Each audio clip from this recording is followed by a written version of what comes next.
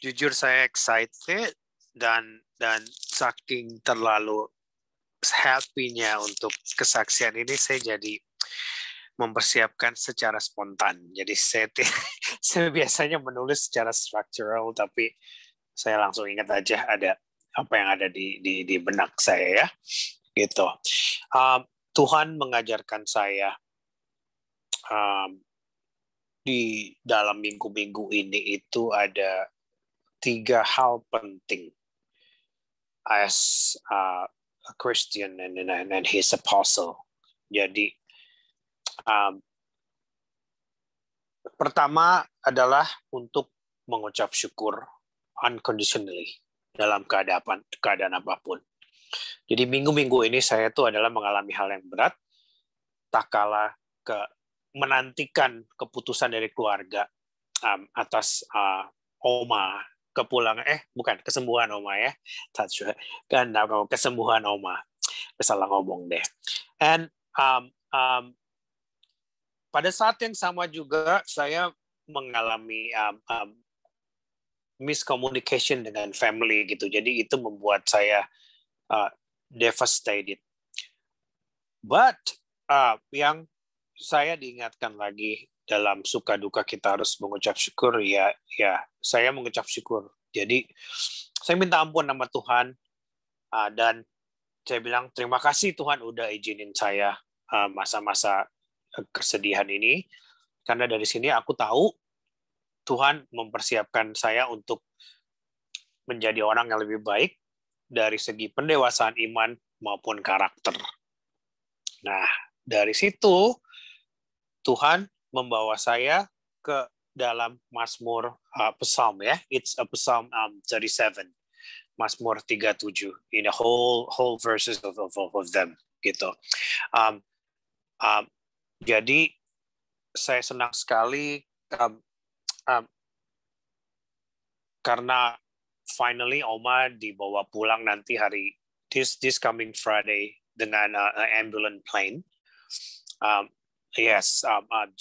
She'll be arriving here by 2 p.m. Jadi jam 2 siang, and then hope kalau jalanan semua lancar itu nyampe di rumah kami itu jam berapa ya? Mungkin 40 to an hour gitu. Nah, yang Tuhan suruh saya diam itu adalah apa nih gitu. Jadi kayak apa ya? Ya. Dari percakapan keluarga kami itu mulai terlihat siapa yang Farisi dan siapa yang truly Oma's family gitu. Dan saya nggak menyangka gitu ada beberapa orang yang wow, they are so Pharisees gitu ya. Tapi Tuhan ingetin dengan ayat dari Psalm 37 verse 1 do not fret because of the evil man or be envious of those who do wrong. Jadi ngapain marah kepada orang yang curang gitu, karena mereka tidak akan mewarisi bumi gitu. Itu saya dilatih kesabaran, benar-benar dilatih kesabaran.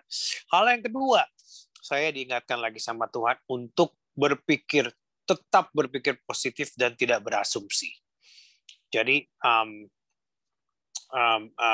saya tetap dihubungin dari ayat ketiga dan keempat, yaitu trust in the Lord and do good, dwell in the land and enjoy yourself faster, delight yourself in the Lord and He will give you the desire of your heart. Jadi saya tetap ingat, tak kala pikiran negatif mulai datang, kalau nanti si A datang ke rumah mau ngerebut ini itu, saya langsung cut in the name of the Lord, jangan asumsi gitu. Jadi saya tetap diajarin Tuhan untuk fokus dan tetap berada di jalan Tuhan gitu. Dan dalam keadaan apapun, yang ketiga saya diajarkan Tuhan untuk commit my way to the Lord and trust in Him and He will do this. Jadi itu di ayat kelima. Ayat ke-6, He will make your righteousness shine like a dawn, to the justice of your cause like a noonday sun. Jadi hari ini terus terang saya drop, tapi itu tantangan buat saya gitu ya. Jadi tak kala about to finish work gitu, I think the cold fever atau apa namanya flu itu attack me gitu. Jadi saya tiba-tiba bersin, terus badannya kayak agak sedikit meriang. Aduh Tuhan, knock on wood nih nggak lucu nih ya, S2 lagi nih, maksudnya S2 si COVID lagi kan, amit-amit ya gitu kan. Karena dulu gejalanya sempat gitu, jadi saya berpikir gitu, tapi saya berdoa, saya positive thinking, saya hantem si vitamins, and then jamu buatan mama gitu kan. Terus pokoknya saya berpikir positif, apapun yang terjadi Tuhan, saya bilang, saya tetap mau jadi berkat dalam keadaan lemah ataupun kuat gitu. Dan thankfully Tuhan memulihkan kondisi saya just now, to be honest nih, yang baru-baru sekarang gitu. And karena pokoknya saya tetap fokus, saya pengen jadi berkat, and then thankfully saya bisa share momen saya ini ke kalian gitu. Jadi ya benar, kayak saya commit to Lord's way, and then Tuhan akan lancarin jalan kita untuk jadi berkat gitu. Jadi ya itu yang saya dapatkan 3 hal, dan tolong bantu doa juga karena nanti Oma sampai hari Jumat, dan to be honest I don't know.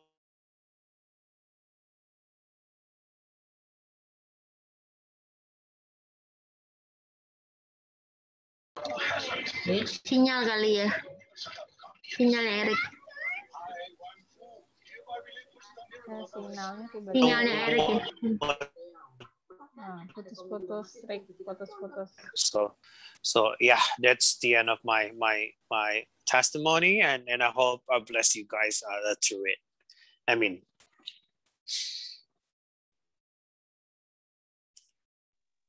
thank you everyone, and then I'll leave it to Pastor Novid, ya. Okay. Thank you, Brother Erik. Sekarang kita mari satukan hati ya. Hambanya akan bawa doa firman Tuhan. Mari kita semua satu dalam doa. Bapa, di dalam nama Tuhan Yesus, kami bersyukur kalau kami betapa sudah mendengar puji-pujian yang luar biasa, dan kami percaya firman berkata Engkau bertahta di atas puji-pujian, bahkan juga dengan kesaksian juga yang luar biasa dari Brother Erik. Kami percaya bahwa Engkau yang sedang menata hidup hamba-Mu ini, sehingga hamba-Mu ini akan terus semakin berkenan di hadapan Tuhan. Dan seperti apa yang menjadi disaksikan ya di saat dia menomorsatukan Tuhan, maka kami percaya Tuhan yang akan mengatur segala pergumulan hidupnya. Satu persatu kami percaya Engkau akan selesaikan, dan satu persatu juga Engkau akan bukakan jalan-jalan yang baru sampai hamba-Mu ini masuk ke dalam destiny Tuhan. Demikian juga setiap kami yang hadir, kalau sebentar kami akan mendengar kebenaran firman-Mu, Engkau mengurapi setiap kami, berikan kami hikmat kewahyuan, agar pada saat kami mendengar kebenaran firman Tuhan, kami tahu ada hal-hal yang akan dibukakan, yang akan mengubahkan kami, sehingga karakter kami akan semakin serupa segambar seperti Tuhan. Kami akan terus berkenan di hadapan Tuhan. Terima kasih urapi hamba-Mu juga yang menyampaikan kebenaran firman Tuhan, dan kiranya Roh Kudus yang ambil alih pemberitaan firman-Mu dari awal sampai akhir. Kami akan mendengar sabda-Mu yang kudus, dan dimulai dengan nama yang ajaib, nama Tuhan Yesus Kristus. Haleluya. Amin. Shalom, selamat malam, puji nama Tuhan teman-teman, terima kasih ya sekali lagi buat malam hari yang luar biasa ini. Waktu saya sharing firman Tuhan malam hari ini karena ada kesaksian, ada pola yang berbeda, sehingga saya juga dapat waktu dari panitia. Saya batasin, gak selama seperti biasanya, tapi kita akan lebih banyak dalam sharing firman Tuhan. Oleh sebab itu saya minta teman-teman fokus waktu kita belajar firman Tuhan ya, supaya kita sama-sama bisa mengerti. Nah, saudara terkasih dalam Tuhan, malam hari ini satu buah tema yang ingin saya bawakan kepada saudara, yaitu tentang generous ya, generosity, generous. Ini bicara soal murah hati, kemurahan hati. Ya, saya percaya bahwa kita ini diciptakan sama Tuhan sebagai makhluk sosial. Artinya apa? Artinya kita semua ini perlu ya orang-orang yang ada di sekitar kita. Kita nggak bisa hidup sendiri, ya kita nggak bisa egois. Kenapa? Karena tanpa orang lain kita juga nggak bisa apa-apa. Dan kita pada dasarnya sebagai makhluk sosial, kita itu ada keterkaitan antara satu dengan yang lainnya. Oleh sebab itu, ya kalau kita melihat dari kita belajar dari zaman kita masih sekolah, kita sudah diajar ya tentang pola-pola hidup bermasyarakat, bersosialisasi. Bagaimana kita juga bisa hidup dalam hal kekeluargaan, gotong royong, ya, yang sekarang nilai-nilai ini sudah semakin pudar. Tapi kita bersyukur di era zaman kita banyak sekali diajar tentang kehidupan sosial yang betul-betul luar biasa. Nah, dari sekian banyak nilai-nilai sosial itu, ya, kita belajar dalam kita membangun hubungan. Tentu saja kita perlu yang namanya generosity, tentang kemurahan hati, tentang murah hati ini. Apa yang firman katakan tentang kemurahan hati ini? Mari kita lihat sama-sama kebenaran firman Tuhan dalam Injil Matius, pasal yang ke-5, ayat yang ke-7. Matius 5, ayat yang ke-7. Saya akan bacakan, saudara boleh menyimak baik-baik, demikian firman Tuhan.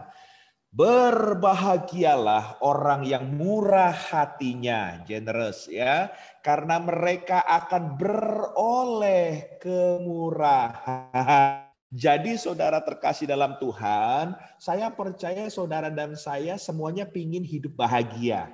Yang pengen hidup bahagia boleh angkat tangan. Saya pengen lihat tangan-tangannya ya.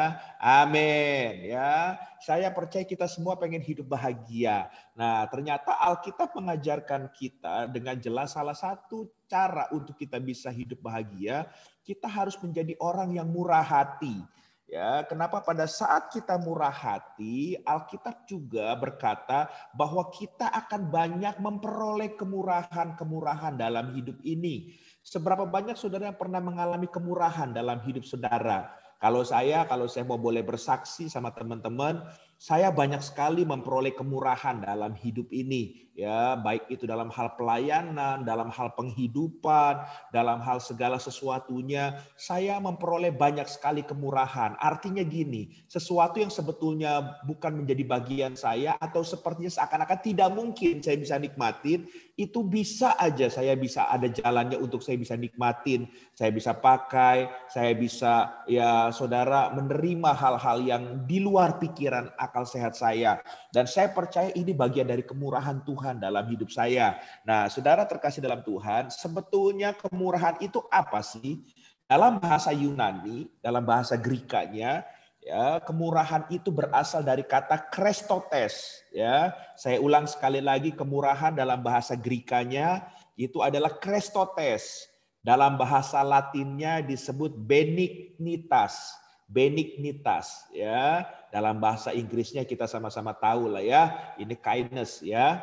Nah, saudara, dari bahasa Latinnya ini yang menarik, ternyata benignity, benignitas itu asal katanya dari benignity. Benignity ini artinya ada 3. Yang pertama bicara soal perbuatan baik yang nyata. Jadi kalau bicara kemurahan harus ada perbuatan baik yang nyata. Nggak boleh semu, nggak boleh cuman omdo ngomong doang, nggak boleh cuman samar-samar, harus nyata aplikasinya. Lalu bicara kemurahan, benignity yang kedua, ya ini bicara soal kelembutan dalam berlaku terhadap sesama.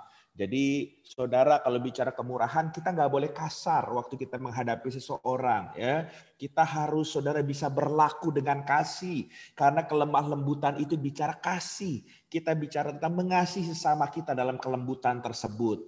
Juga benignity yang ketiga adalah bersikap penuh rahmat ya, penuh rahmat. Rahmat ini bahasa Indonesianya sebetulnya dalam salinan lainnya juga disebut juga kemurahan ya. Jadi saudara terkasih dalam Tuhan penuh kemurahan. Artinya gini, ya saudara bisa hidup berbagi dengan orang lain. Ini kemurahan ya.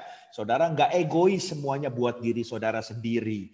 Tapi kalau saudara kita boleh jujur, hari ini kita hidup di zaman yang membuat kita semuanya menjadi egois. Betul nggak? Ya. Contoh salah satunya dengan keadaan COVID seperti ini pun. Ya, setiap kita ini tanpa kita sadarin kita sedang digiring kalau kita tidak waspada untuk kita itu selalu mengutamakan diri kita sendiri. Yang lain nggak apa-apa kena COVID, yang penting saya. Saudara, padahal alangkah baiknya kita harus saling berjaga-jaga.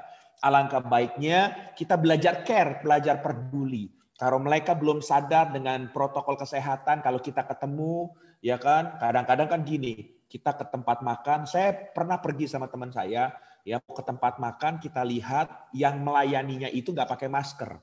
Dia bilang, gue nggak mau makan di sini deh, gue takut kena COVID, ya kan. Lihat aja tuh yang jaga aja nggak pakai masker. Udah kita tinggalin aja. Saudara, kalau menurut saya itu egois. Kalau menurut saya mungkin ya kita harus berbagi. Sekalipun mungkin kita nggak jadi makan, kasih tahu dulu, Mas. Maaf ya, saya tadinya mau makan di sini. Cuman alangkah baiknya kalau kamu dagang makanan, pakai itu masker. Supaya yang makan juga nyaman, kalian juga yang melayani, yang dagang juga kalian tetap sehat.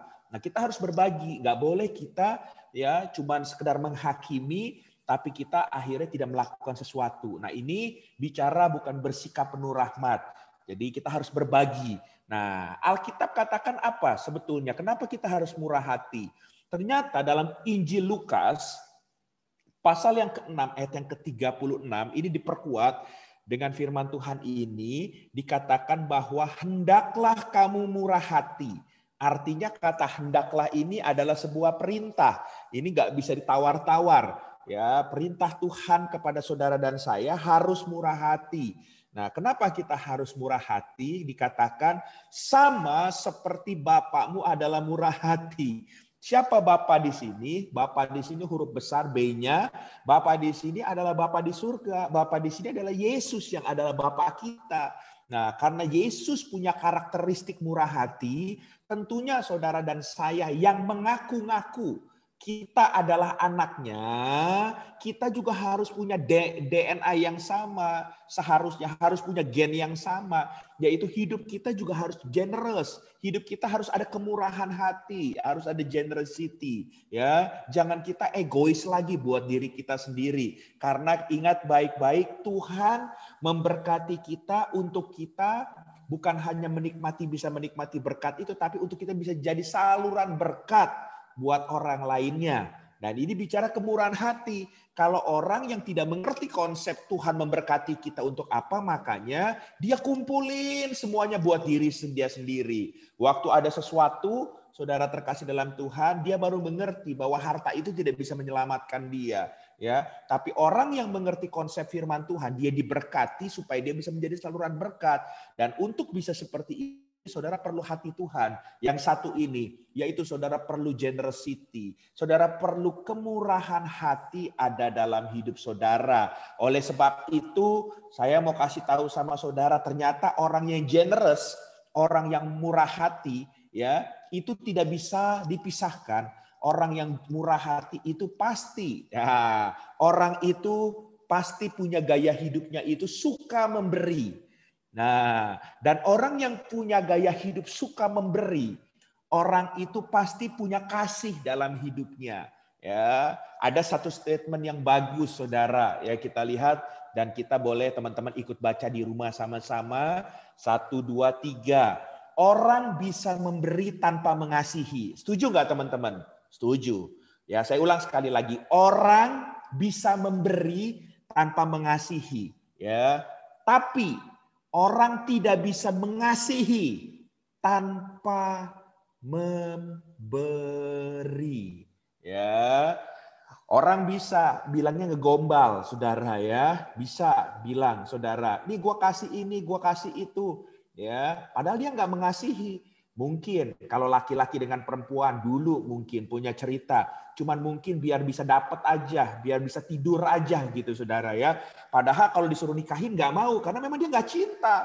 Tapi dia bisa, saudara terkasih dalam Tuhan, dia kasih ini, kasih itu, padahal dia nggak mengasihi karena ada udang di balik batu.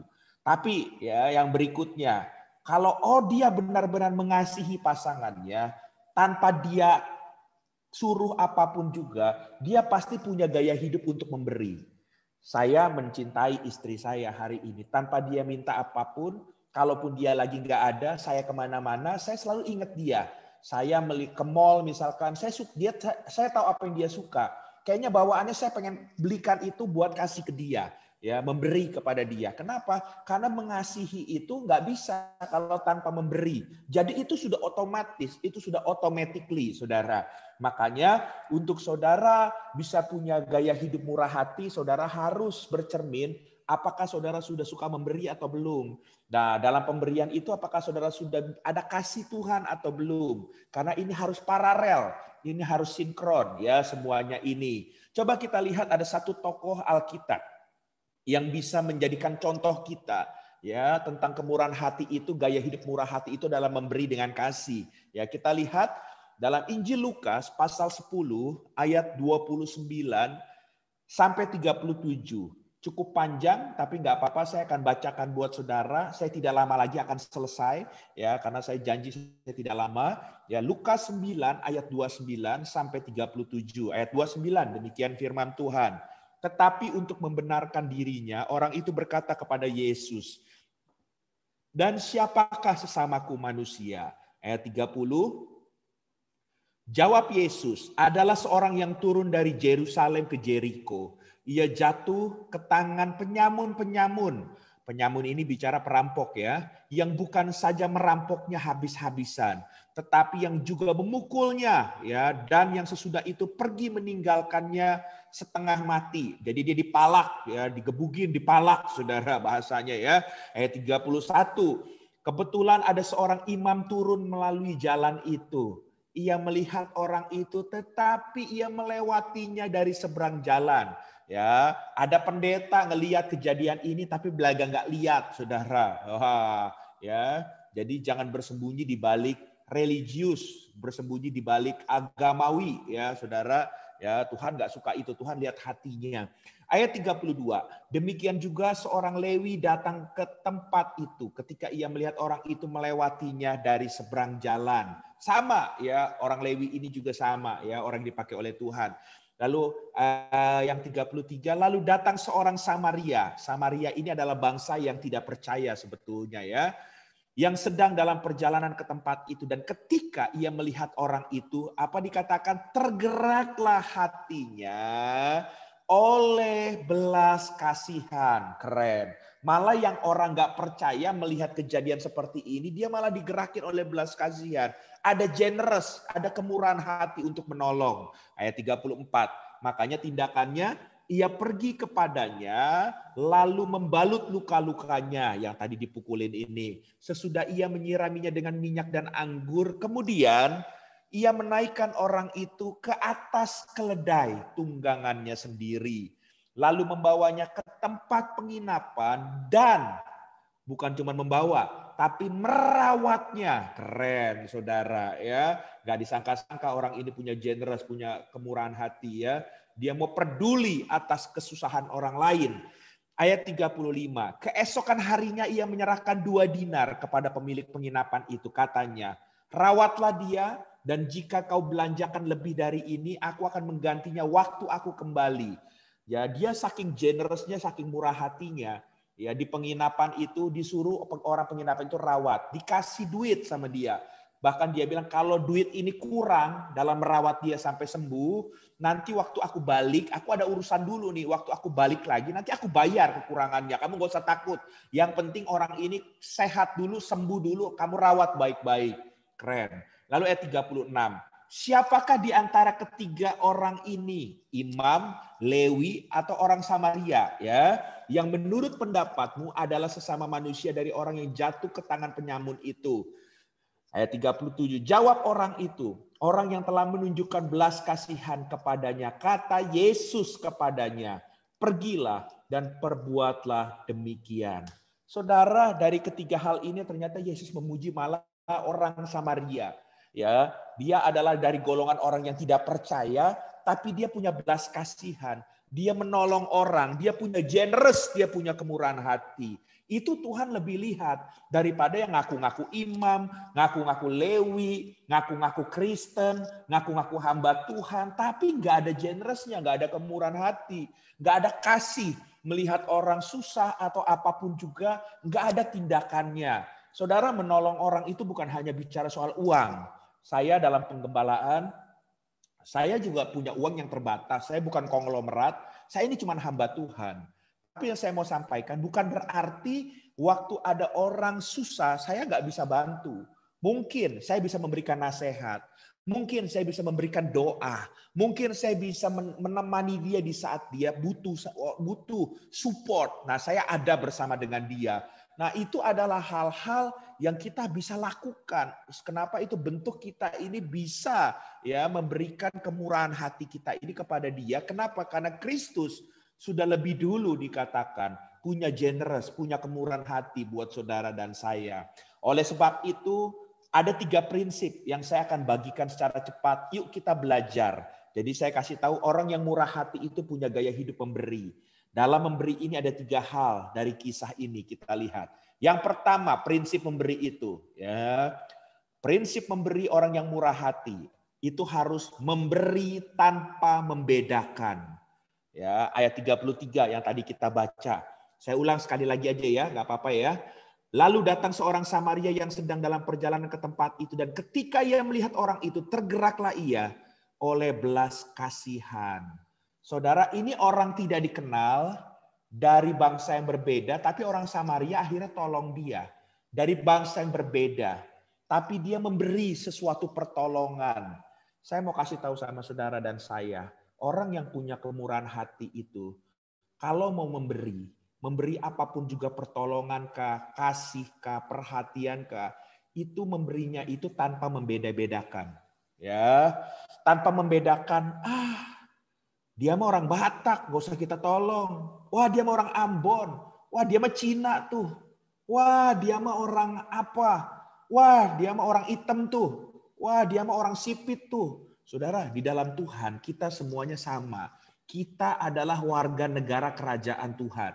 Jadi kita nggak ada lagi dibedakan sama ras, warna kulit, dari mata kita, dari rambut kita, dari warna apa, dari hidung kita. Nggak ada lagi seperti itu. Kalau saudara mau memberi, memberilah tanpa membedakan segala sesuatunya itu. Itu baru orang yang punya murah hati, punya generous. Ya, bukan memberi kita lihat-lihat. Oh, kalau ini sebangsa dengan gue, baru nih gue tolong. Kalau enggak, gue nggak bisa tolong lu, ya kan? Lu minta tolong aja sama bangsa kamu minta tolong aja sama suku kamu. Saudara, itu bukan pola hidup kita sebagai anak Tuhan. Ingat baik-baik, orang Samaria sudah jelas-jelas dipuji oleh Tuhan karena dia menolong tanpa membedakan suku, tanpa membedakan ras. Hari ini kalau saudara punya kemurahan hati, siapapun yang perlu saudara tolong, tolonglah dia tanpa membedakan status sosial atau apapun juga. Wah, dia mah orang susah, dia mah orang miskin. Gua mah anak orang kaya, nggak level lah gua tolong dia, biarin aja. Memang nasibnya udah kere gitu. Nah, itu nggak boleh. Kalau kita bisa bantu, kita harus bantu. Ya, ini bicara generous, kemurahan hati itu memberi tanpa membedakan apapun juga. Baik ras, status, suku, dan lain sebagainya itu nggak ada. Karena sekali lagi saya bilang, di hadapan Tuhan, kita semua adalah makhluk ciptaannya dan sama. Haleluya. Yang kedua, ya prinsip memberi yang kedua. Prinsip memberi yang kedua, kalau saudara mau memberi itu tanpa berhitung, tanpa hitung-hitungan. Ya, ayat 34. Ia pergi kepadanya lalu membalut lukanya. Sesudah itu ia menyiraminya dengan minyak dan anggur. Kemudian ia menaikkan orang itu ke atas keledai tunggangannya sendiri. Lalu membawanya ke tempat penginapan dan merawatnya. Dan tadi saya sudah sampaikan di ayat berikutnya, bukan sampai di situ saja. Ya, setelah sampai di situ pun dia kasih uangnya ke tempat penginapannya, suruh orang rawatin. Kalau kurang juga dia mau bayarin lagi. Nah, saya mau kasih tahu sama saudara bahwa inilah pemberian. Memberi itu tanpa hitung-hitungan. Jangan kita waktu kita mau nolong orang, kita mau memberi, kita hitung untung ruginya. Saya mau kasih tahu sama saudara, kalau selalu saudara hitung untung ruginya, saudara sudah menutup tingkap langit terbuka dalam hidup saudara. Ya, jangan sampai hidup kita diberkati sama seperti laut mati. Kalau saudara pernah ke Israel, saudara akan diajak ke Dead Sea, ke Laut Mati. Laut Mati di situ adalah ya tempat di mana kadar garamnya itu paling tinggi airnya itu di dunia. Bahkan kalau saudara tiduran, yang badannya sebesar saya aja nih ya, itu bisa ngambang, saudara, ngambang. Kenapa? Saking tinggi kadar garamnya. Kenapa? Karena air yang mengalir itu tidak mengalir lagi di situ saja. dia mati. Nah Tuhan nggak mau kerohanian kita seperti itu. Tuhan mau kita diberkati untuk kita menjadi saluran berkat. Seperti pipa, saudara mengalirkan keran-keran yang baru. Semakin saudara mengalirkan ke tempat-tempat untuk saudara jadi berkat, saudara akan semakin diberkati. Keran-keran baru akan dibukakan sama Tuhan. Makanya ikut Tuhan itu prinsipnya beda. Haleluya. Daripada pikiran orang dunia, semakin banyak kita menabur, semakin banyak kita menolong, semakin kita memberi, asal di tempat yang tepat dengan cara yang benar, Tuhan akan semakin memberkati kita. Dan saya mau kasih tahu sama saudara, firman Tuhan berkata lebih bahagia orang yang memberi daripada orang yang menerima. Jadi pada saat saudara bisa memberi, menolong orang, disitulah sukacita saudara. Haleluya. Kalau saudara tanya sama saya, bro, lu kok jadi sekarang terus-terusan melayani Tuhan? Lu gak bosan apa melayani Tuhan? Jujur, saya pernah bosan melayani Tuhan. Tapi setiap kali ada rasa bosan. Tapi di saat saya melayani Tuhan, saya jadi berkat buat orang. Yang sakit disembuhkan, yang lemah dikuatkan, yang berbeban berat mengalami kelepasan. Disitulah saya sukacita bahwa hidup saya ini diberkati supaya jadi saluran berkat. Dan itu sukacita yang gak bisa dibayar dengan apapun. Bukannya saudara terkasih dalam Tuhan, setiap kali saya melayani saya dapat duit, enggak. Ya kadang-kadang saya melayani orang-orang atau apapun juga, saya nggak terima apapun juga karena dia dari keluarga sederhana. Dan memang itu bukan orientasi saya. Kenapa? Karena yang memelihara hidup saya itu Tuhan, bukannya jemaat, bukannya orang yang saya tolong, bukan. Tapi Tuhan yang membukakan tingkap langit, dia sanggup membukakan berkat buat saya. Jadi makanya pelayanan itu harus murni. Dan saya itu memberi, menolong, memberkati mereka. Dan saya itu akan berbahagia. Jadi saya mau kasih tahu sama saudara, hal kedua orang yang generous itu akan memberikan segala sesuatunya itu tanpa berhitung untung rugi. Kasih aja, dia perlu apa tolong, bantu. Saya percaya saudara pun akan semakin diberkati lebih lagi. Haleluya. Hal yang ketiga, ya. Hal yang ketiga, ayat yang ke-35. Keesokan harinya ia menyerahkan 2 dinar kepada pemilik penginapan itu. Katanya, rawatlah dia dan jika kau belanjakan lebih dari ini, aku akan menggantinya waktu aku kembali. Nah, saudara lihat gambar sebelah kirinya. Bisakah kau menjadi seperti tanaman yang memberikan buah manis, yang bisa tumbuh besar dan memberi kebaikan bagi lingkungan tanpa rasa pamrih? Jadi hal yang ketiga yang saya pengen kasih tahu sama saudara dari cerita ini. Ya, orang yang generous, orang yang murah hati itu akan memberi, tapi dia memberi itu tanpa pamrih. Kalau nolong tanpa pengen dibales jasanya, tanpa pengen disebut-sebut. Saudara, saya udah sering kali nolong orang, nolong jemaat, nolong apapun juga, tapi setelah dia udah jadi, udah selesai, udah beres, dilupain. Ya, waktu lagi susah datang ke gereja mau dilayani, ya. Udah selesai masalahnya, dia pindah gereja, cari gereja yang lebih besar lagi. Enggak apa-apa. Karena saya menolong bukan itu orientasinya. Ya, saya menolong karena ada hati Tuhan dalam hidup saya. Saya menolong bukan waktu saya tolong, setelah kamu selesai masalah kamu, saya bilang, kamu harus jadi jemaat saya. Kamu harus ngasih persembahan ke saya. Kamu itu harus ingat sama jasa saya. Enggak begitu. Kita jadi hamba Tuhan harus siap dilupakan. Kenapa? Supaya mereka itu semuanya cuma ingat sama Tuhan. Karena kita cuma alat. Makanya kalau kita mau memberi, berilah tanpa saudara berharap akan ada pamrih yang akan saudara dapatkan. Sebab kalau saudara memberi dan berharap pamrih, saudara akan selalu kecewa. Karena manusia itu tidak akan ada yang bisa tepat janji, bisa mengecewakan. Kenapa orang banyak kecewa sama hamba Tuhan? Banyak kecewa sama teman-teman seiman. Karena mereka berharap sama manusia. Padahal kalau sudah memberi, sudah. Ya kan, kalau kamu ingat, puji Tuhan. Kalau kamu nggak ingat, saya juga nolong kamu tulus. Gitu aja saudara terkasih dalam Tuhan. Saya melayani orang, mereka ingat saya sebagai gembalanya, puji Tuhan. Tapi kalaupun mereka nggak ingat, nggak apa-apa. Saya menolong karena ada hati Tuhan. Dan Tuhan tahu apa yang saya lakukan. Dan saya percaya Tuhan yang akan memperhitungkan itu semua. Jadi hal ketiga, orang yang generous, orang yang murah hati, adalah orang yang suka memberi tapi tanpa pamrih. Haleluya. Dan saya berdoa 3 hal ini kita menjadi bahan untuk kita mengintrospeksi diri kita. Yang pertama, sudahkah saudara punya kemurahan hati dalam hidup saudara? Generous atau malah saudara orang yang kikir, yang susah sekali. Ya, kenapa? Karena orang generous itu pasti suka memberi, dan orang memberi itu pasti memberi dengan kasih. Atau saudara susah sekali memberi. Semuanya itu buat saya, buat saya, buat saya. Saya takut nggak nyaman, saya takut kurang, saya takut ini, saya takut itu. Padahal firman Tuhan katakan burung di udara saja Tuhan pelihara. Masa sih hidup kita nggak dipelihara? Kalau kita rajin kerja, jalan benar di dalam jalan Tuhan, pasti Tuhan akan pelihara. Ya, jadi saya ulang sekali lagi, prinsip yang pertama, memberi tanpa membedakan. Yang kedua, memberi tanpa berhitung. Yang ketiga, memberi tanpa pamrih. 3 hal ini mungkin bisa menjadikan kita lebih banyak belajar malam hari ini. Tuhan memberkati. Haleluya. Oke. Silakan mungkin teman-teman mau sharing sesuatu pernah ngalamin